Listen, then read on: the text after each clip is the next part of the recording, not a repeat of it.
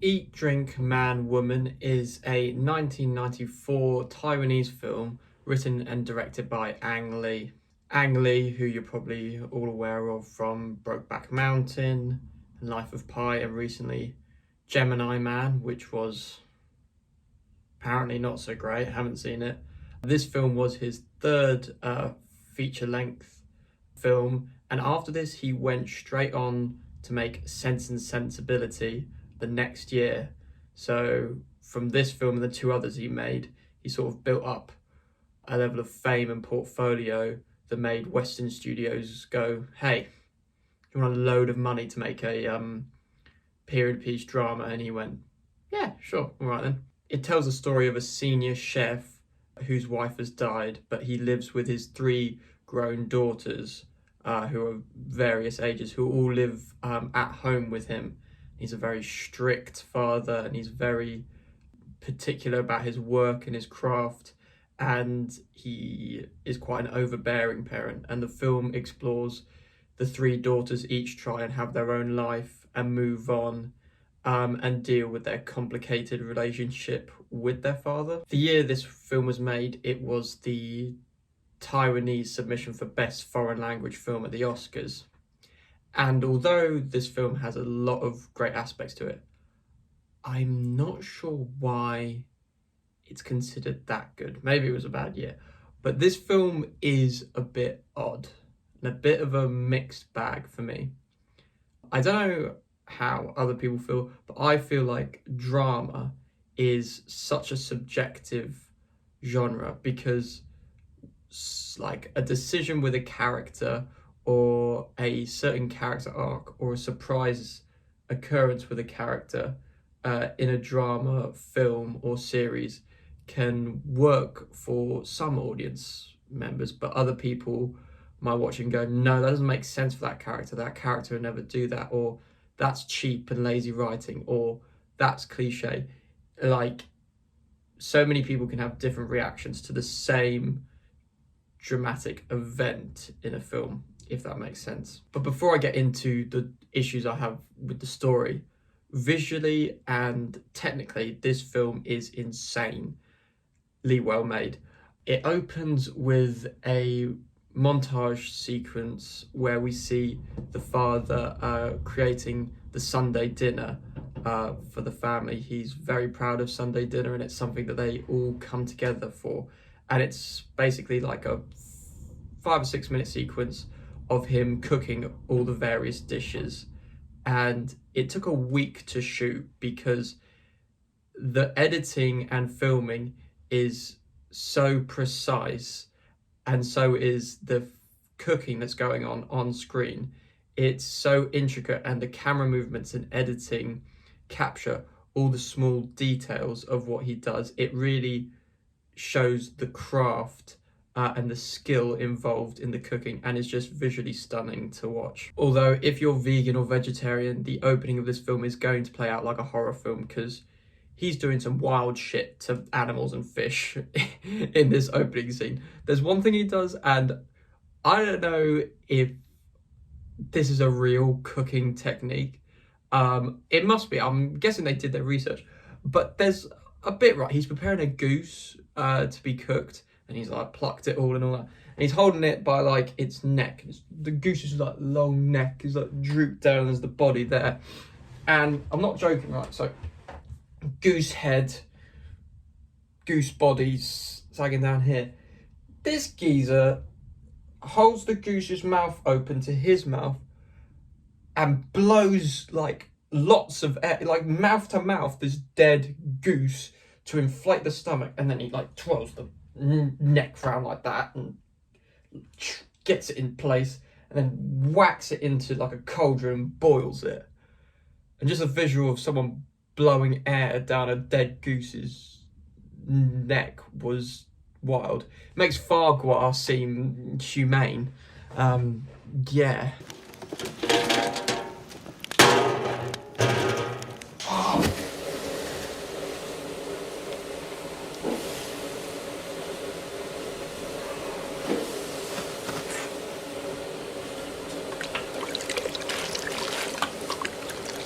But it's scenes like that, and then also scenes shot inside the restaurant where our lead character works shows how skillful Ang Lee is with the camera. There's amazing use of mobile camera and single takes within the restaurant, and then there's scenes of rapid editing and close-up shots for the preparation of food. And so it's very interesting to watch him sort of craft how he uses the camera and editing, and you can see him really come to the fore in this film, and it makes sense that then he went on to make big films in America and the UK, because studios just must have recognized how skillful he is with the camera. The story that progresses is very interesting, and sort of it's got this tension and sadness because of how sort of difficult the father is, and how the relationship the daughters have with him is strained, as he sort of wants to keep them all as a tight family unit and not let any of them have their own sort of independence and move on, whereas obviously all the daughters are desperate to have just that. But there's also a lot of warmth and levity to the stories. We sort of follow the three girls as they progress in their career and school and in romantic relationships, and the script is entertaining, and the three separate storylines do keep you engaged, partly because like we've got a daughter in like high school, we've got a daughter who's a professional teacher, and then we've got the most successful daughter, and the one that gets most of the screen time is high up in a aeroplane business. And so they're three very different storylines, but are all quite fun and rewarding to watch. The first 2/3 of this film work really well, as each of the daughters have their own sort of careers and lives and their own romantic interests, and you're sort of engaged to see where each story will go, as they're all very different characters. Although you do sort of realize about halfway through that there's half the film is exploring the strained relationship with the father, and the other half is just the three of them getting romantically involved with someone, and like a little bit of views like, oh yeah, well the girl's story is just obviously going to be them finding a husband to settle down with, and you'll be like, is anything else interesting going to happen? And to a certain extent it does, but in the third act of this film, the writing gets a bit dodgy for me personally. And this comes back to what I was saying earlier. Some people might watch this film and find the character twists and changes that happen at the end totally fine and rewarding dramatic writing. But for me, not all of the decisions and changes that happen at the end of this film work for me. For example, the character development of the father didn't really land for me. The whole time he's being quite a stern, stubborn father figure. And so you're wanting him to sort of find a middle ground, or to soften and be more affectionate towards his daughters. And he does to a degree, but there's the way he goes about it and other things that happen for him to get to that point didn't quite work for me and seemed overly dramatic for the sake of it. The finale of this film, just so much happens in this family drama, and it sort of just felt like, let's write something dramatic and interesting and surprising, rather than let's write something that makes sense for this character. And so yeah, the ending didn't quite work for me.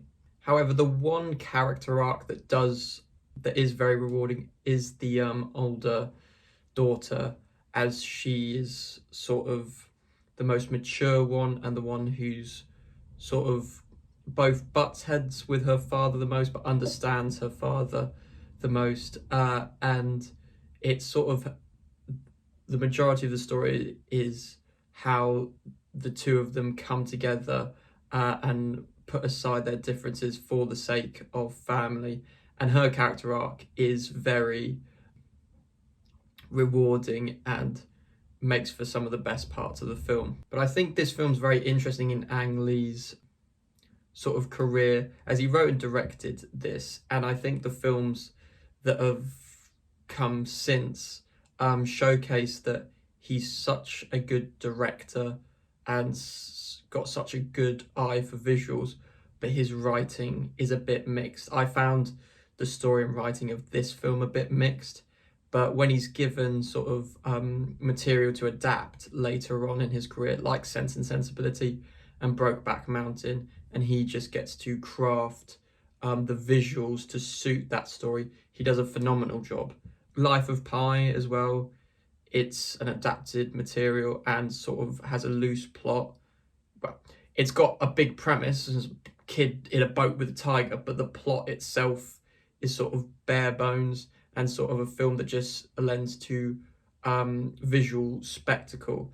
And so I think Ang Lee's at his best when he's doing that, when he's adapting other people's excellent writing. I think his own writing's a bit mixed. And the reason I had a problem with the writing in this film is because of what I've said, weird character choices. And also this film does have sort of a weird way it treats the female characters, because the majority of the storylines are these characters finding boyfriends and husbands and stuff. And that's fine.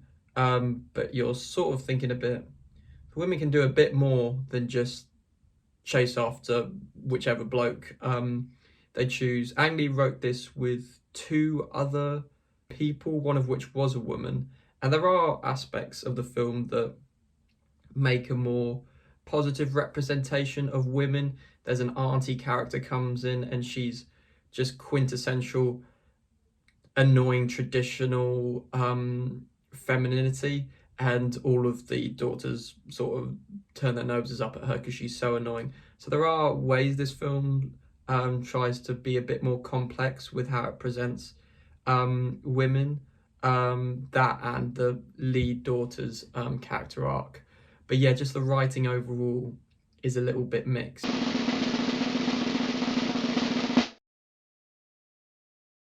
But gender politics aside, the film overall is very warm, fun, and engaging.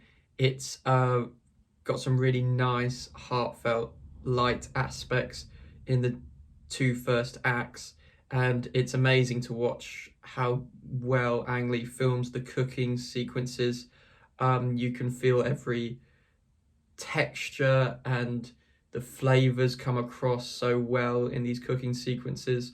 And so the film's just like very immersive and enjoyable for the first 2 acts.